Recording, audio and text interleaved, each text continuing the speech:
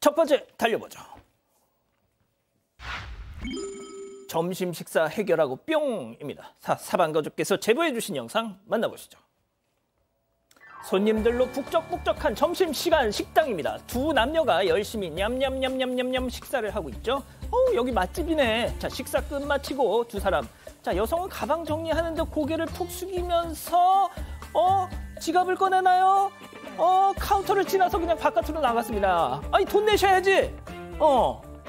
그냥 나갑니다. 자, 제가 너무 화가 났던 게 여기가 서울역 앞 뭐 무료 급식소입니까? 깜빡할 게 따로 있죠? 그렇죠.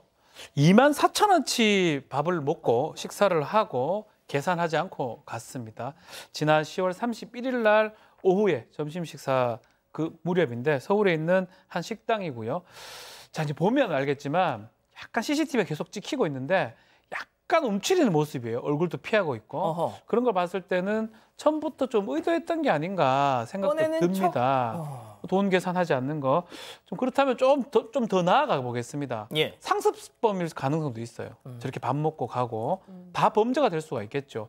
뭐 분명히 첫 번째 한 사람들은 아니지 않나 생각이 들고 중요한 거는 다 찍혔어요. 너무 너무. 저는 신고했습니다. 얼굴 곧 잡힙니다. 바로 잡힐 겁니다. 그러니까요. 자, 좋습니다. 다음 이어가죠. 몽키 스패너 2개로 쾅쾅입니다. 자, 이번에도 사방 가족께서 제보해 주신 사건 영상으로 만나보시죠. 액세서리 가게에 입장하는 저 남성, 누군가와 통화를 하면서 키오스크를 살펴보더니 다시 나가서 가게 문을 닫고 몽키 스패너로 꺼내서 키오스크를 개봉 시도합니다. 뭐가 이렇게 단단해? 예, 안 열려요. 예, 매장에 진열된 안 열립니다. 예. 자, 매장에 진열된 파우치를 꺼내더니 들고 온 봉지에 있던 물건을 옮겨 이거 세상에 저거 현금이네. 다 돈입니다. 아하, 이런 모두 옮겨 담고 봉지까지 넣은 후에 진열된 액세서리를 이제 다 챙기고 유유히 사라집니다. 자, 잠시 후 또 다른 무인 점포 앞입니다. 택시에서 저 남성 내려요. 또 들어가서 키오스크 또 아이고 몽키 스패너로 으라차차차 이번엔 열렸습니다. 안에 있던 현금을 탈탈탈탈탈탈 뒷정리까지 깔끔히 하고 저 나가는 거 좀 보십시오. 그 와중에 또 배는 고팠는지 간식까지 챙겨서 사라지는 도둑놈이었습니다. 아유, 진짜 이 도둑놈들 진짜. 응? 지금 차림새를 보면 눈썰미 있으신 분들은 짐작하실 텐데 10대로 추정이 됩니다. 이게 지난달 30일 날 인천 서구 근처에서 벌어진 일인데요. 새벽 3시 정도 된 시간이에요. 처음에는 보시는 것처럼 무인 액세서리 점포였는데 이 키오스크를 뜯으려고 하는데 뜯지를 못했습니다. 예. 그런데 처음부터 가지고 있던 비닐봉투에 현금이 들어있어요. 그 그러니까요. 현금을 이 매장에서 판매하는 파우치에다 옮겼습니다. 그리고 매장에는 액세서리도 주워 담습니다. 한 10만 원 정도 손해를 봤다고 하는데 저 현금은 또 어디서 났던 걸까요? 저는 어디선가 저것도 훔친 것일 가능성이 굉장히 높아 보이는데 왜냐하면 그러고 나서 30분 정도 뒤에 택시를 타고 다른 무인 키오스크, 이번에는 무인 점포 아이스크림 가게로 갑니다. 근데 저기 보세요. 파우치 없습니다. 그 사이에 저건 어디다 갔다는 거예요. 현금하고 액세서리 챙긴 거는. 그리고 와서 여기서는 몽키스펜으로 또 문을 열어요. 키오스크를. 40만 원 이상을 훔쳐갔답니다. 문제는 현금도 현금이지만 저거 뜯었죠. 키오스크. 저거 피해만 150만 원 넘게 나올 거라고 합니다. 근데 교수님 아까 보셨다시피 현금을 들고 가게에 왔던 거 보면 이미 어디선가 털고 왔던 게 아닌가? 예? 네, 뭐 일련의 사건 같이 보여요. 그런데 이제 하루 저녁 때 저렇게 돌아다니면서 그리고는 눈여겨봐야 될 게 택시를 타고 목적지로 이동합니다. 그러니까 가능하면 뭐 돈이 들더라도 좀 빠른 시간 안에 움직여야 되겠다라는 생각은 막연하게 한 것 같은데 그런데 이제 뭐 처음에 영상에 나왔던 액세서리 매장에 들어올 때도 이미 현금을 갖고 있어서 그러니까요. 그 전작도 있고 맞아요. 그리고는 뭐 지금 계속 저지르고 있는 와중이었던 것으로 추정된다. 그런데 문제는 이 사람이 지금 하는 행동을 보면요. 완전히 경계심이 없어요. 저게 지금 사람들에 의해 가지고 발각될 거다 이런 생각 자체가 없는 거 보면 마스크도 안 썼어요. 네, 문제는 이게 이제 무인 점포를 이런 식으로 계속 운영을 해도 되는가 이 부분에서 좀 의문이 들기는 합니다. 참 알겠습니다. 자, 다음 이어가죠. 헬로윈이 뭐길래 점점점입니다. 자, 사방가족께서 역시 제보해 주셨는데요. 헬로윈 파티를 즐기던 중에 벌어진 사고 영상 만나보시죠. 자, 불 꺼진 교실, 헬로윈 파티를 맞아 귀신놀이. 와, 너희들 오늘 제삿날이다. 엄마, 무서워. 자, 그런데 바로 그때 한 아이가 바닥 넘어졌습니다. 넘어졌어요. 아이고 세상에. 다급히 바깥으로 저렇게 아이들이 막 빠져나가고 있는데 그 넘어진 아이 지금 보면은 지금 나가고 있는데 이마에다 손을 대고 있어. 결국 선생님이 이렇게 다가와서 상태를 살피는데 많이 다쳤습니다. 네, 그렇습니다. 이게 지난 27일 저녁 한 8시가 넘은 시간에 경기도 성남의 한 영화관에서 있었던 일인데 보신 것처럼 헬로윈 파티를 한다고 근데 저기 굉장히 어둡고 좁고 또 가구들도 흔들흔들한 게 위험해 보이거든요. 예. 저런 곳에서 이 선생님이 뭐 분장을 하고 괴물 분장을 하고 무서운 분위기를 만들었다가 아이들에게 갑자기 겁을 주면서 덮치니까 아이들이 도망을 가면서 거예요. 그 와중에 한 초등학생이 넘어지면서 책상 하단에 뾰족한 부분 있잖아요. 아이고야. 거기에 이마를 다친 거라고 합니다. 아유. 지금 보신 것처럼 이마에 뼈가 드러날 정도로 5cm 가량의 세상에. 이 상처가 생겼고요. 이게 전문병원에 가서 봉합을 했더니 혹시라도 이마 근육이나 신경이 회복되지 않으면 영구장애를 입을 수도 있다라는 얘기를 들었다라고 합니다. 사실 저희가 학교나 학원에서 요즘 정말 사소한 상처만 입어도 너무 크게 부모님들이 그러니까. 뭐라고 한다고 또 그것도 문제라고 하는데 저건 또 보면 너무 위험해 보여져요. 왜 저기 안전장비도 하나도 없이 책상 걸상 다 흔들흔들하고 어둡고 좁은 데서 아이들이 도망가면 아니 학원 측에 사과를 했다고 하는데 좀 균형을 좀 맞췄으면 좋겠습니다. 제발. 예. 물론 이제 아직 그렇게 된 건 아니지만 영구 장애가 될 수도 세상에 그 초등생 딸아이 얼굴에 저런 흉터만 져도 막 부모 입장은 막 뒤집어지는데. 자, 해당 학원이 이제 사과문을 올렸습니다. 정말 주의를 해서 이렇게 행사 진행을 하려고 했는데 미흡한 부분이 있었다라고 하는데 저는 그 부분이 좀 믿음이 안 갑니다. 저기서 불 꺼놓고 저렇게 행사를 하는 게 주의를 했다고 볼 수 있을까요? 더 심각한 거는 책상 걸상 있는 저 부분이 철제라는 거거든요. 철제는 상당히 심각한 사고로 이어질 가능성이 있습니다. 그러다 보면 나무라든지 좀 연한 자재를 썼었어야 되는데 그런 걸 봤을 때는 안전에 유의했다고 말할 수 있을지 또 하나 손해배상이라든지 법률적 책임도 아마 물을 것으로 봅니다. 진짜 너무 마음이 아프네요. 알겠습니다. 자, 다음 또 이어가죠. 지붕 위에 완벽 착지입니다. 이게 무슨 얘기일까요? 영상 만나보시죠. 자, 잘 달리는 불박차 왼쪽에서 오토바이 붕. 그런데 바로 그때 차가 나오면서 쾅. 아이고 라이더가 세상에 차 지붕 위에 일단은 착지를 했어요. 아이고 이게 약간 이거 짜고 한 것 같지만 그게 아닙니다. 사고입니다. 겨우 저 오토바이가 완전히 다 파손이 됐어요. 근데 라이더는 일단 내려와서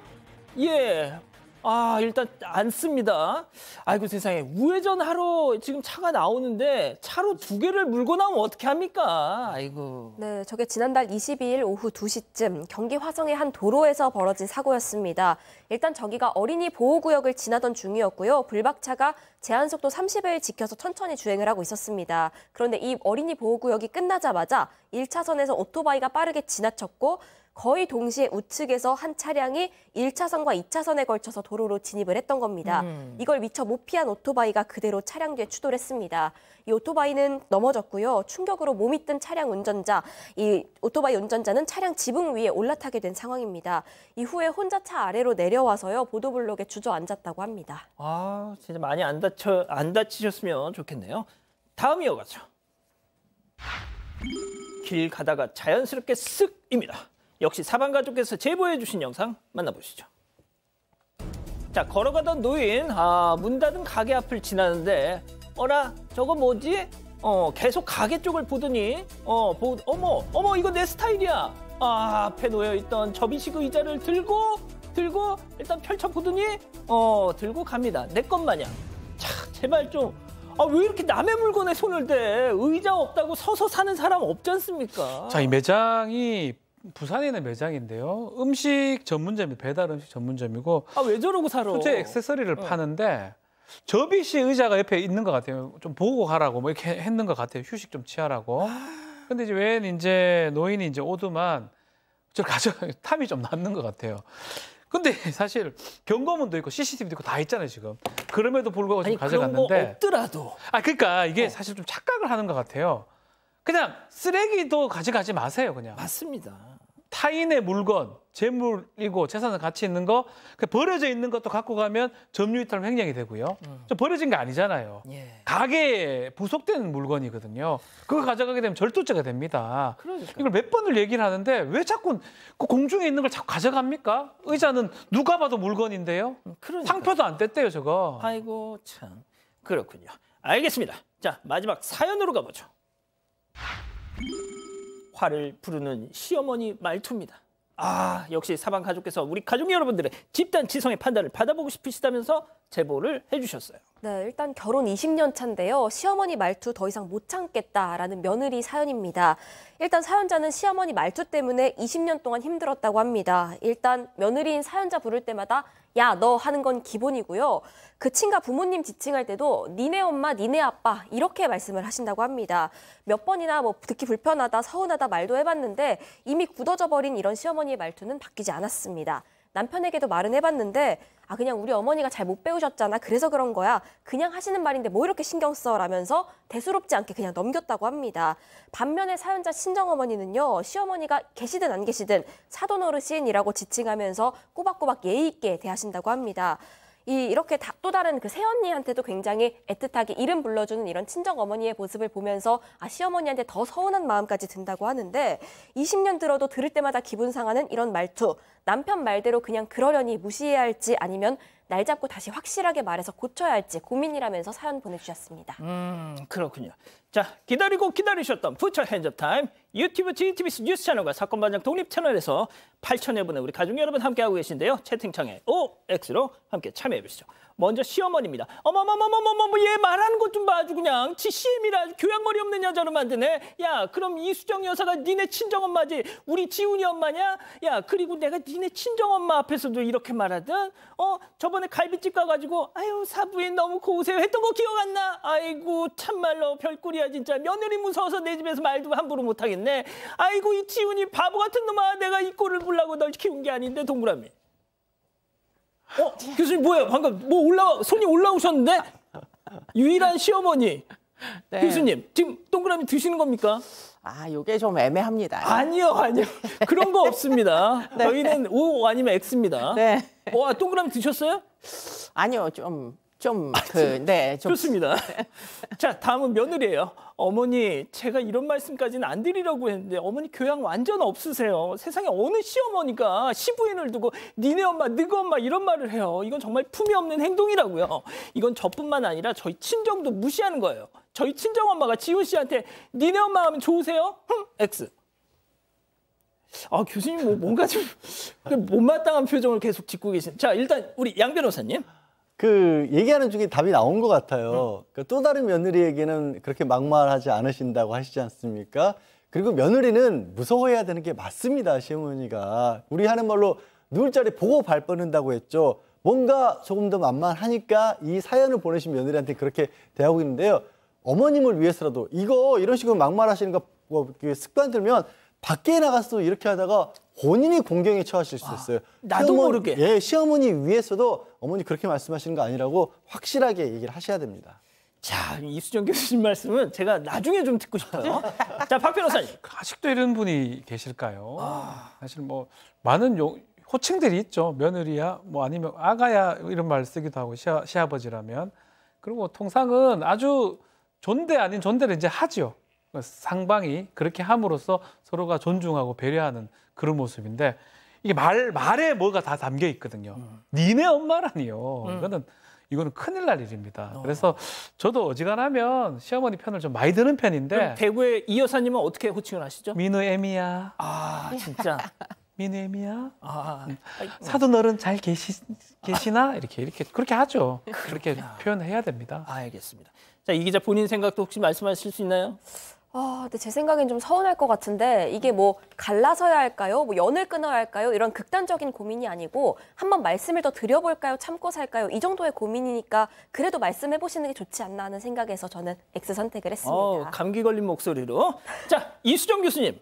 네, 이게 좀 약간 그 애매한 부분이 있는 게 그 집안마다 약간 문화권이 달라요. 그렇기 때문에 존댓말을 하시는 게 당연하지만 뭐 경우에 따라서는 지금 아드님이 얘기하신 대로 뭐 어머니의 여러 가지 이제 그런 정보에 따라서는 사실 본인은 친밀하게 생각해서 저렇게 얘기하는 걸 수도 있어요. 손아래 사람에 대해서. 야, 너 이건 거의 수하 사람에 대해서 이렇게 부르는 거나 진배 없는데 그런데 이제 그게 기분이 나쁠 수도 있어요. 왜냐하면 친정어머니가 사실은 굉장히 예의 바르신 분, 밑에서 성장한 따님이 며느리가 되다 보니까 지금 이제 시어머니 문화권에 와가지고는 이게 적응이 안 되는 거죠. 그러다 보니까 사실은 제가 볼 때 이 며느님도 좀 약간의 좀 지양해야 될 부분은 친정어머니하고 시어머니를 비교하시면 안 돼요.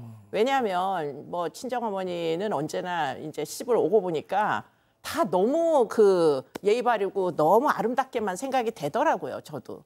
그런데 뭐 시댁은 아무래도 내 친정 같지 않기 때문에 이렇게 양쪽을 비교하다 보면 시어머니한테 더 많이 서운할 거예요. 그러니까 이런 비교는 하지 마시고 지금 이제 뭐 직접 얘기하는 건 전 좋은 일이라고 생각해요. 야, 너는 일단은 하지 마시고 그래서 듣기 싫은 얘기를 리스트를 쫙 만든 다음에 야, 너 대신에 이름을 부를 것, 뭐 누구 엄마라고 부를 것 이렇게 해서 좀 명확하게 이렇게 쓰셔가지고 냉장고 같은 데다가 딱 붙여놓으시면 그러면 상당히 서로 좀 이렇게 어려운 일을 피할 수 있을 거다 이런 생각이 자, 그럼 들어요. 여기서 긴급 또 질문. 우리 교수님은 며느님을 어떻게 호칭하시죠, 평소에?